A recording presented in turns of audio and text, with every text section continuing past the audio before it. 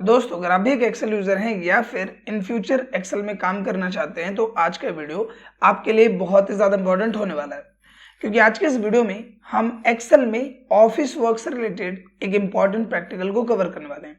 Normally अगर आप on screen ध्यान देंगे तो मैंने यहाँ पे एम्प्लॉयज़ के एक्सपेंस रिपोर्ट तैयार की हुई है जो कि अक्टूबर 2025 के, एंड इसमें एम्प्लॉयज़ के थ्रू जो जो एक्सपेंसेस किए गए हैं बेस्ड ऑन डिफरेंट पर्पस, वो पूरा डेटा यहाँ मेंटेन किया हुआ है। And as a excel user ये डेटा आपको भी प्रिपेयर करना पड़ सकता है, जहाँ पे आप नोटिस करेंगे एम्प्लॉय का नेम, एम्प्लॉय की डिटेल्स, उसने कहाँ पे एक्सपेंस किया है, किस पर्पस के बिहाफ पे उसने एक्सपेंस किया है, क्या उसका टैक्स अमाउंट रहा है, क्या उसका टोटल अमाउंट रहा है, इसके अलावा अप्रूवल क्या होता है, रीइंबर्समेंट क्या होता है, रिमार्क्स क्या है। ये सारी चीज़ें आज के इस वीडियो में पॉइंट बाय पॉइंट हम समझने वाले हैं।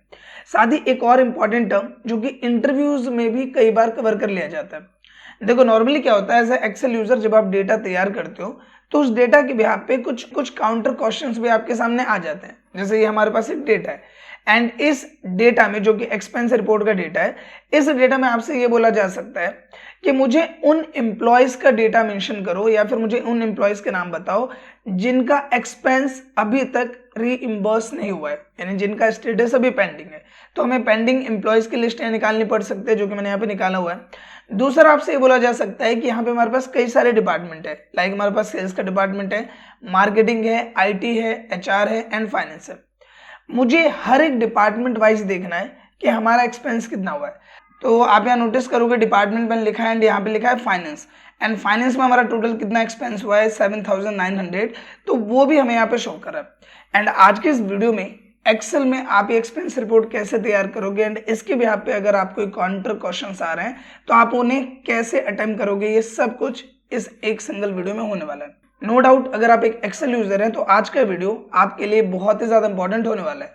आपसे बस इतने से रिक्वेस्ट है कि अगर ये वीडियो आपको यूजफुल और इन्फॉर्मेटिव लगे तो प्लीज़ इस वीडियो को लाइक और शेयर जरूर करें।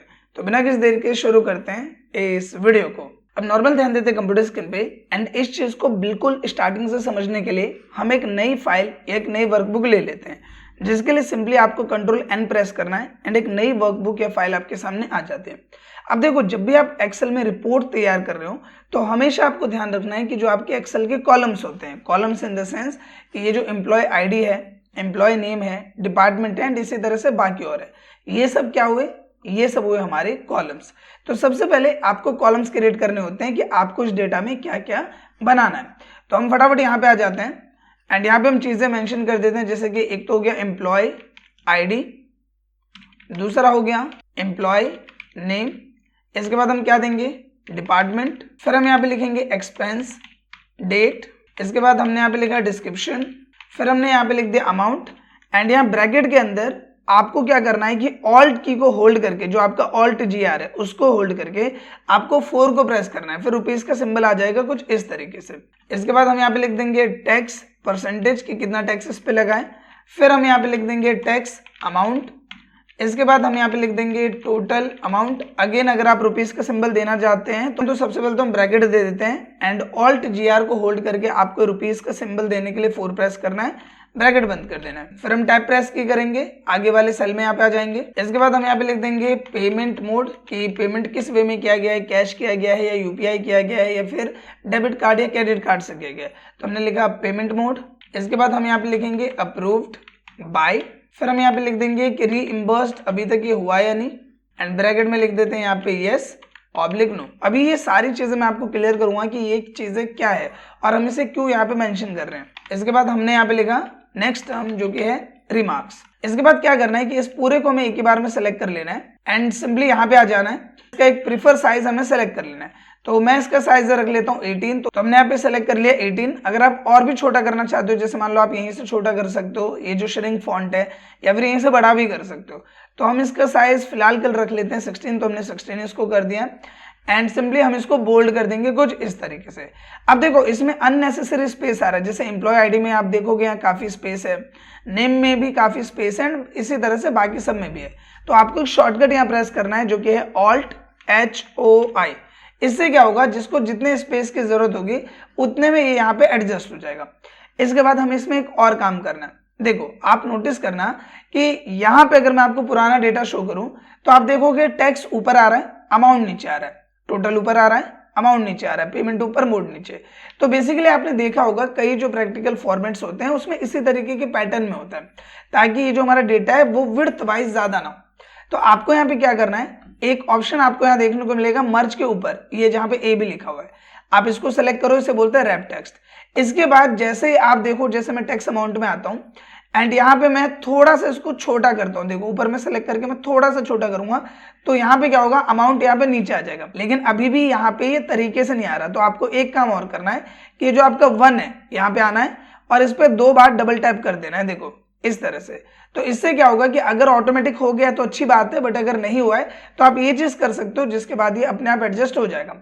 इसी तरीके से टोटल अमाउंट में भी हम अमाउंट को नीचे भेज देंगे कुछ इस तरीके से, जो कि ऑन स्क्रीन आप यहाँ पे देख पा रहे हो। इसके बाद पेमेंट मोड में हम मोड को नीचे भेज देते हैं, तो यहाँ पे हमने पेमेंट ऊपर रख दिया, मोड नीचे कर दिया। अप्रूव्ड बाय में हम यहाँ पे बाय को नीचे भेज देते हैं कुछ इस तरीके से, जो कि ऑन स्क्रीन आप यहाँ पे देख पा रहे हो। फिर इसी तरीके से यहाँ पे रीइंबर्स्ड, तो हम इसे भी यहाँ पे ड्रैग कर देंगे या फिर डबल टैप कर देंगे इस तरीके से, और आप ये देखोगे ये भी यहाँ पे सेट हो गया। सेम लाइक इसी तरीके से बाकी के भी जो है, जैसे कि एक्सपेंस डेट हो गया, इसको हम सही कर देते हैं। एम्प्लॉय नेम में नेम को नीचे भेज देते हैं एंड एम्प्लॉय आईडी में आईडी को नीचे भेज देते हैं। साथ ही यहाँ पे अगर ये डैश का सिंबल आपको नहीं चाहिए तो आप इसको हटा दो, कुछ इस तरीके से हट जाएगा। हमने इसे भी सेलेक्ट किया, ये भी हमें नहीं चाहिए तो हम इसे भी हटा देते हैं। एंड अगर आपको यहाँ पे डॉट देना है तो आप यहाँ पे इस तरीके से देखो, फॉर्मूला बार में जाके आप डॉट दे दो एंड सेम लाइक एम्प्लॉय में पी के पास जाके आप डॉट दे दो। तो इस तरह से आप कर सकते हो। फिर आप इस पूरे को सेलेक्ट करो एंड ऊपर में आप देखोगे यहाँ पे एक ऑप्शन है टॉप अलाइन का, आप टॉप अलाइन कर सकते हो, आप मिडिल अलाइन कर सकते हो, जो भी आपको बेटर लगे आप कर सकते हो। फिर आप कर दो सेंटर लाइन, ताकि इसका लुक और इनहेंस हो जाए एंड आप देखोगे कि पहले के कंपैरिजन में ये और ज्यादा बेटर वे में यहाँ पे आ रहा है। अब हम क्या करेंगे, हम 1 पे क्लिक करेंगे और ऊपर हमें हेडिंग देना है कि ये चीज हम बना क्या रहे हैं। 1 पर क्लिक करना है एंड एक शॉर्टकट प्रेस करना है जो कि है कंट्रोल+। जैसे आप कंट्रोल+ प्रेस करोगे आप देखोगे कि ऊपर में एक ब्लैंक रो यहाँ पे आ गया है। आप इसे थोड़ा सा ड्रैग कर लो अपने हेडिंग के बिहाफ पे, जितना भी अच्छा हेडिंग आपको देना है उसके बिहाफ पे, एंड फिर यहाँ से लेके जहां तक आपका डेटा वहां तक सेलेक्ट करो एंड सिंपली इसको मर्ज कर दो। इसके बाद हम यहाँ पे मेंशन कर देते हैं कि हम ये क्या बना रहे हैं। तो मैं यहाँ पे लिख देता हूँ कि हम बना रहे हैं एम्प्लॉय एक्सपेंस रिपोर्ट, तो हमने लिखा employee expense report of October, इस तरह से हमने डाल दिया। फिर आप सिंपली इसको सेलेक्ट करो, सेलेक्ट करने के बाद आप इसे बड़ा कर दो कुछ इस तरीके से। जो भी फॉन्ट आपको अच्छा लगता है आप देखो यहीं पे जाओगे एंड जो भी फॉन्ट आपको बेटर लगता है, लाइक मुझे यहाँ पे बेटर लग रहा है ये वाला फॉन्ट, तो हमने ये सेलेक्ट कर लिया एंड इसको हम कर देते हैं मिडल अलाइन। ये देखो सेंटर के ऊपर में मिडल, इसको कर दो। इसके बाद जो भी कलर आपको बेटर लगता है, अगर आपको यहाँ से मिल गया तो अच्छी बात है, नहीं तो आप मोर कलर में जाओ एंड कलर का छोटा से छोटा लाइट से लाइट पार्ट आपको यहाँ मिल जाएगा। आप यहाँ पे कलर सेलेक्ट करो एंड सिंपली कर दो ओके। इसके बाद टेक्स्ट कलर हमने यहाँ पे व्हाइट कर दिया। हमने इस वाले पार्ट को सेलेक्ट किया, यहीं पे गए एंड हमने इसको क्या कर दिया, येलो कर दिया। अब देखो काफी अच्छा लुक यहाँ पे आ रहा है। सेम लाइक हम यहाँ नीचे तक जहां तक डेटा बनाने वाले वहां तक हम इसको सेलेक्ट कर लेंगे एंड यहाँ पे जाके हम कर देंगे इसको ऑल बॉर्डर। सिंपली हमने ये कर दिया। इसके बाद अगर आपको लगता है कि इसका साइज ज्यादा बड़ा आ रहा है, छोटा करना है, तो आप और भी छोटा कर सकते हो। जैसे मैंने 14 का साइज ले लिया एंड सेम लाइक नीचे का भी जो एरिया है इसको आप सेलेक्ट कर लो एंड इसका साइज आप अपने भी यहाँ पे, जैसे मुझे 14 ही रखना है तो मैंने 14 यहाँ पे सिंपली सेलेक्ट कर लिया। अब देखो नॉर्मली अभी यहाँ पे जो भी हम क्रिएट करने वाले हैं उसका फॉर्मेट हमने क्रिएट कर लिया, यानी ये डेटा हमारा किस तरह से होने वाला है, क्या फॉर्मेट होने वाला है, फॉर्मेट हमने कंप्लीट कर लिया। अब इसमें हम डेटा फिल करना स्टार्ट करेंगे। सबसे पहले मैं आपको एक शॉर्ट डेफिनेशन के साथ क्लियर कर देता हूं कि यहाँ पे जो हम एक्सपेंस रिपोर्ट बना रहे हैं ये बेसिकली क्यों बनाया जाता है। देखो मान लो कि आपकी कंपनी में काफी सारे एम्प्लॉयज काम करते हैं, काफी सारे डिपार्टमेंट है। जैसे मान लो मार्केटिंग का अलग डिपार्टमेंट है, सेल्स का अलग डिपार्टमेंट है, HR का अलग डिपार्टमेंट है, IT का अलग डिपार्टमेंट है, मल्टीपल डिपार्टमेंट्स होते हैं कंपनीज या ऑफिस में। अब यहाँ पे क्या होता है कि कई बार जो डिपार्टमेंट वाइज जो एम्प्लॉयज होते हैं उनको बाहर भेज दिया जाता है क्लाइंट अटेंड करने के लिए, कोई काम कराने के लिए, ऑफिस से रिलेटेड कोई फील्ड वर्क कराने के लिए। एंड उस केस में जैसे मान लो कि वो क्लाइंट से मीटिंग करने जा रहे हैं, तो कई बार क्या होता है कि क्लाइंट से मीटिंग करने गए तो भाई लंच भी करना पड़ गया, तो आप क्लाइंट से तो लंच का पैसा नहीं लोगे, वो कौन खर्चा करता है, जो एम्प्लॉय गया है वही खर्चा करता है। सेम लाइक मान लो कि उन्हें ट्रैवल करना पड़ गया, उन्हें मान लो कि आना ट्रेन से था लेकिन ट्रेन नहीं हो पाया, अर्जेंट में आना पड़ा तो उनको प्लेन से आना पड़ गया। अब वो प्लेन का खर्चा एम्प्लॉय तो नहीं पे करेगा, वो कौन पे करेगा, कंपनी पे करेगा। क्यों? क्योंकि एम्प्लॉय कंपनी के काम से गया है, तो कंपनी के काम से कई बार एम्प्लॉयज को अपनी जेब से पैसा खर्च करना पड़ता है। एंड उसके बाद क्या होता है कि जब भी सैलरी बनती है, जब भी डेटा क्रिएट होता है, तो वहां पे एम्प्लॉय ने जो जो खर्चे किए हैं कंपनी के लिए उसका लेखा जोखा यानी रिपोर्ट वो दे देता है। उसके बाद क्या होता है, जो भी एक्सपेंसेस एम्प्लॉय ने करें पूरा रिपोर्ट मेंटेन किया जाता है एंड फिर वो अप्रूवल होता है, और अप्रूवल होने के बाद वो रीइंबर्स होता है, यानी कि एम्प्लॉय को वो पैसा वापस कर दिया जाता है। इसीलिए एम्प्लॉय एक्सपेंस रिपोर्ट जरूरी होती है। अब मान लो कोई सेल्स का पर्सन है, उसने अपनी जेब से खर्चा कर दिया, तो बाद में कंपनी को कभी ना कभी तो उसके पैसे वापस करने पड़ेंगे। तो हर महीने क्या होता है, एम्प्लॉयज के थ्रू जो जो एक्सपेंसेस किए जाते हैं उसकी रिपोर्ट बनती है एंड उस रिपोर्ट में जो जो पेमेंट उसने दिखाई है, कई बार ऐसा भी हो सकता है कि एम्प्लॉय अपनी तरफ से कुछ भी जोड़ दे, तो वहां पे प्रॉपर रिपोर्ट में क्या होता है कि उस चीज का एक लिस्ट होता है एंड उसके बाद जो भी उसके सीनियर है, जैसे यहाँ पे एक टर्म देखोगे कि लिखा हुआ है अप्रूव्ड बाय, तो यहाँ पे जो भी उनके सीनियर है वो उसको चेक करेंगे एंड अप्रूव करेंगे। जब वो अप्रूव करते हैं तब रीइंबर्स्ड होता है, यानी कि तब जो पेमेंट है वो एम्प्लॉय को दिया जाता है। तो इस तरह से पूरा प्रोसीजर होता है एंड इसी के लिए एम्प्लॉय एक्सपेंस रिपोर्ट बनाई जाती है। आई होप कि दोस्तों आप समझ गए होंगे कि एम्प्लॉय एक्सपेंस रिपोर्ट का यहाँ पे क्या रोल प्ले। अब हम फटाफट डेटा यहाँ पे तैयार करते हैं। तो सबसे पहले आगे एम्प्लॉय आईडी, तो हर एक एम्प्लॉय को उसकी एक ऑफिशियल आईडी दी जाती है।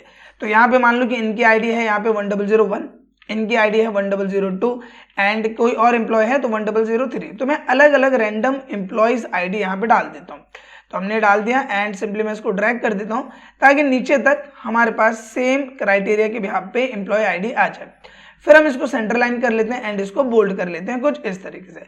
अब एम्प्लॉय ने तो कुछ भी अलग अलग नाम में यहाँ पे डाल देता हूँ। जैसे मैंने डाल दिया यहाँ पे सपोज राजेश, हमने नाम लिख दिया यहाँ पे महेश, हमने नाम लिख दिया सुरेश, हमने लिख दिया यहाँ पे सिंपली हर्ष, फिर हमने यहाँ पे लिख दिया निशांत, फिर हमने लिखा ब्रजेश, कपिल एंड जय। इस तरह से हमने यहाँ पे अलग अलग नाम यहाँ पे दे दिया। अब हमारी कंपनीज में कई सारे डिपार्टमेंट है, तो राजेश कौन से डिपार्टमेंट में काम करते हैं, तो हमने बोला ये सेल्स में है। दूसरे जो है उनका हमने बोला कि ये मार्केटिंग में, ये किस में है, ये मार्केटिंग में। जो सुरेश हैं वो किस में है, तो मैंने बोला कि भाई ये है फाइनेंस में। किस में है, फाइनेंस में। इसी तरीके से सबके लिए हम कुछ ना कुछ डाल देते हैं, जैसे मार्केटिंग में, ये भी मार्केटिंग में, ये सेल्स में, ये सेल्स में एंड ये फाइनेंस में। तो ये हमने डाल दिया। अब यहाँ आता है नेक्स्ट टर्म कि ये जो राजेश है इन्होंने जो एक्सपेंस करा है वो किस डेट पे करा है, तो हमने बोला कि इन्होंने जो एक्सपेंस करा है वो इन्होंने करा है 5 अक्टूबर को। तो हमने लिखा 5/10/2025। अभी आ रहा है कुछ इस तरीके से, यहाँ पे देखोगे आ रहा है हैश। जब भी आप डेट लिखते हो एंड ये इस तरीके से हैश आ जाए, इसका मतलब इसमें जगह कम है, तो आपको ऊपर में डबल टैप करना है। जैसे डबल टैप करोगे तो अपने आप वो हैश हट जाएगा और डेट पूरा यहाँ पे आ जाएगा। इसके साथ ही और भी अलग अलग डेट में यहाँ पे डाल देता हूँ। तो जैसे मैंने यहाँ पे अलग अलग डेट डाल दी, लाइक मैं यहाँ पे डाल देता हूँ 07/10/2025। कुछ भी अलग अलग डेट हम डाल देते हैं। सेम लाइक हम इसी को सेलेक्ट करते हैं एंड यहाँ पे हम इसे ड्रैग कर लेते हैं। अब यहाँ पे आप नोटिस करोगे कि आ रहा है काफी अनप्रोफेशनल। मैं चाहता हूँ जो 10 लिख के आ रहा है इसकी जगह अक्टूबर लिख के आए। तो आप क्या करोगे, सबसे पहले तो इस रेंज को सिलेक्ट करो, फिर Ctrl+1 प्रेस करोगे तो आपके पास आएगा फॉर्मेट सेल। यहां से आपको क्या करना है, आपको जाना है सिंपली यहाँ पे कस्टम में। कस्टम में जाने के बाद आप देखोगे यहाँ पे DDMMYY ये फॉर्मेट यहाँ पे सेलेक्ट है। आपको नीचे वाला फॉर्मेट सेलेक्ट कर लेना है, DD 3 बार M और 2 बार Y एंड हम कर देंगे ओके। अब आप देखोगे कैसे आ रहा है 5 अक्टूबर 2025, 7 अक्टूबर 2025 इस फॉर्मेट में यहाँ पे आ रहा है। डबल टैप कर दो, सिंपली जितनी जगह की जरूरत है उतने में एडजस्ट हो जाएगा। अब बारी आती है डिस्क्रिप्शन की, यानी कि नेक्स्ट टर्म की। देखो यहाँ पे कई चीजें हो सकती हैं। आपसे ये भी पूछा जा सकता है कि एक्सपेंस का टाइप क्या है, ट्रैवल है, क्लाइंट मीटिंग है, या मान लीजिए कोई और पर्पस है, तो वो भी एक कॉलम यहाँ पे आ सकता है। बट फिलहाल हमने सिर्फ एक ही कॉलम रखा है डिस्क्रिप्शन। इसमें क्या होता है, आपको ये बताना होता है कि ये जो राजेश है जो कि सेल्स डिपार्टमेंट से है, उनका ये जो खर्चा है वो किस बिहाफ पर हुआ है। तो हमने यहाँ पे लिख दिया डिस्क्रिप्शन में कि इनका जो खर्चा हुआ है वो ट्रैवल से रिलेटेड है एंड यहाँ पे जो इनका खर्चा है हमने ब्रैकेट में डाल दिया कुछ इस तरीके से, कि आप डाल सकते हो कि क्लाइंट मीटिंग इन गोवा, इस तरह से हमने डाल दिया। तो यहाँ पे हम क्या बताना चाह रहे हैं कि ये जो हमारी कंपनी है वो तो दिल्ली में, लेकिन ट्रैवल करना पड़ा है। जो राजेश है वो सेल्स डिपार्टमेंट से है एंड उनको क्लाइंट से मीटिंग करनी थी, वो भी गोवा में, जिसके लिए उनको ट्रैवल करके जाना पड़ा, जिसमें उनका जो भी खर्चा हुआ है 5,000, 10,000, 8,000 जो भी, क्योंकि होटल स्टे भी आता है, मान लो फ्लाइट का भी खर्चा है, मान लो वहाँ खाने पीने का भी खर्चा है, तो कई सारी चीज़ें आ जाती है। बट हमने शॉर्ट में एक डिस्क्रिप्शन यहाँ पे लिख दिया कि खर्चा किस चीज़ से रिलेटेड है। तो डिस्क्रिप्शन वाला कॉलम हम थोड़ा सा यहाँ पे बड़ा कर देंगे कुछ इस तरीके से।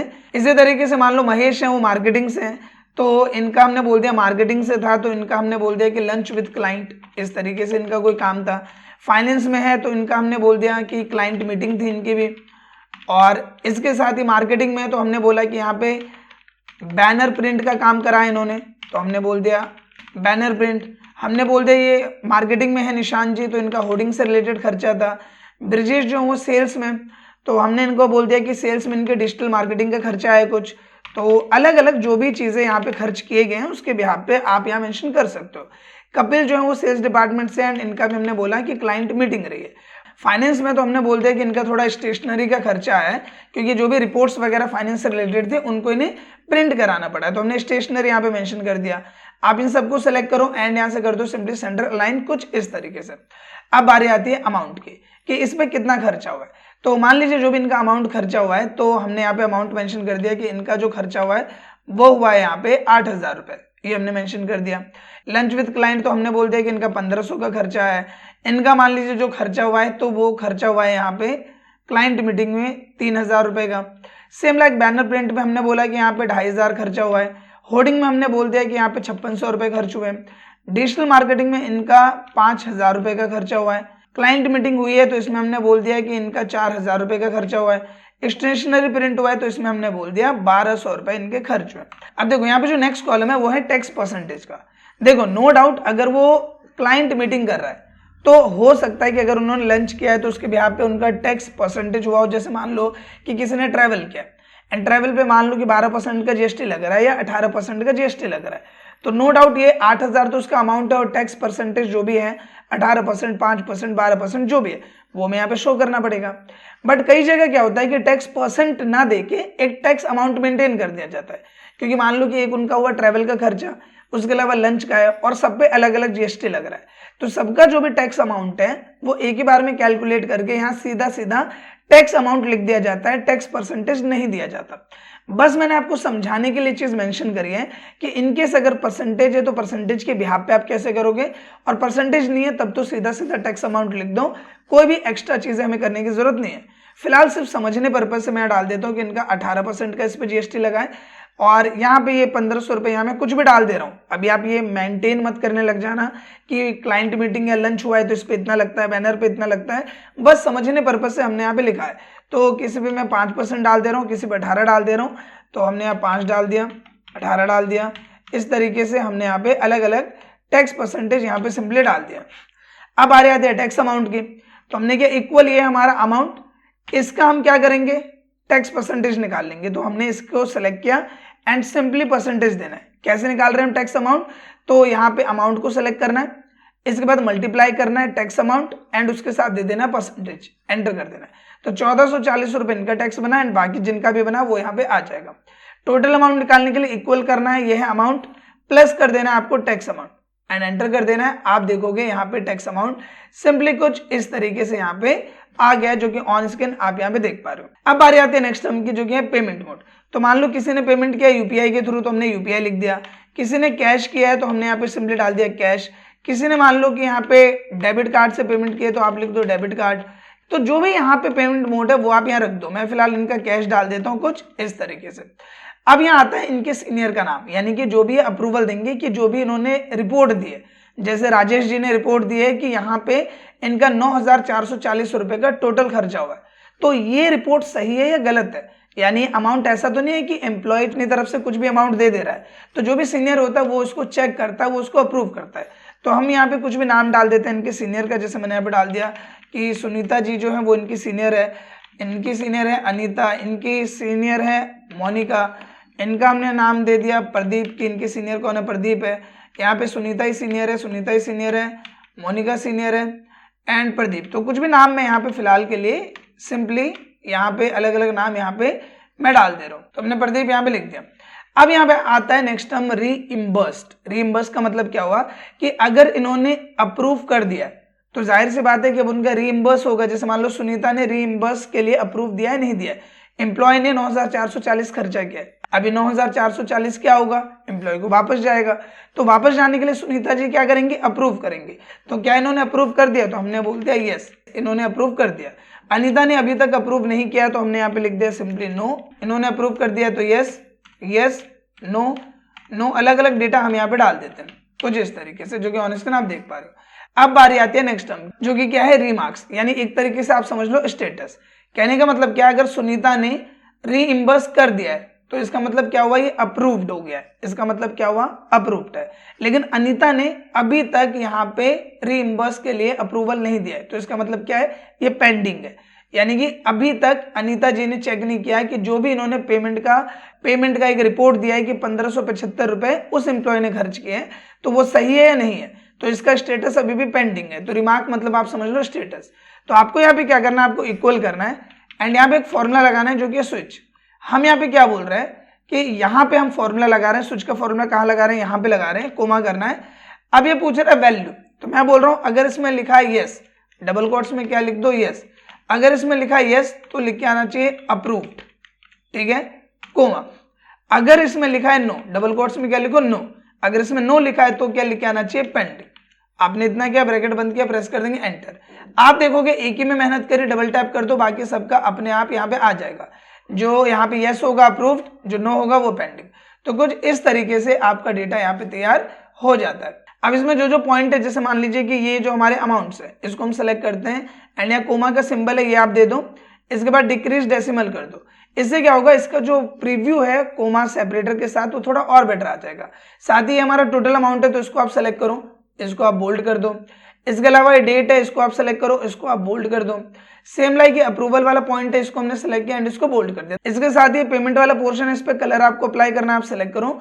जो भी कलर आपको अप्लाई करना है आप सिंपली यहाँ से कलर अप्लाई कर सकते हो कुछ इस तरीके से। सेम लाइक यहाँ पे और भी कोई चीज है, जैसे ये यहाँ पे हमारे पास एक्सपेंस डेट है, आप सेलेक्ट कर लो। जो भी कलर आपको इस पे देना है आप सिंपली इस तरह से अप्लाई कर सकते हो। ये अप्रूवल वाला पोर्शन है, ये यस वाला पोर्शन है, इन तीनों को हम सेलेक्ट कर लेते हैं। सबसे पहले कर दो सेंटर लाइन ताकि ये बीच में आ जाए एंड जो भी कलर आपको इस पे देना है, अगर आप देना चाहते हो तो सिंपली इस तरीके से आप कलर दे सकते हो। लाइक हमने ये वाला जो ग्रीन कलर है वो हमने इस पे सिंपली अप्लाई कर दिया। अब यहाँ सबसे पहले एक काम दिया जाएगा कि मुझे ये बताओ किन किन एम्प्लॉयज का स्टेटस अभी तक पेंडिंग है। यानी जैसे राजेश ने यहाँ पे बोला कि 9,440 उसने खर्च किया विद टैक्सेस, तो इसका सुनीता ने अप्रूवल दे दिया और इसका जो पेमेंट है वो समझ लो अप्रूव है, तो पेमेंट हो जाएगा। अब यहाँ पे आप देखोगे महेश जो है उसका अनीता ने अभी तक अप्रूवल नहीं दिया, तो इसका स्टेटस क्या पेंडिंग है। तो मुझे सिर्फ पेंडिंग एम्प्लॉयज की लिस्ट यहाँ पे देना है और साथ ही वो जो पेमेंट है वो अप्रूवल कौन देगा, तो जैसे सुनीता अनीता जो भी है उनका नाम भी आना चाहिए। अब ये कैसे करोगे, तो देखो एक नई शीट ले लो, सिंपली इसको थोड़ा सा बड़ा कर देते हैं।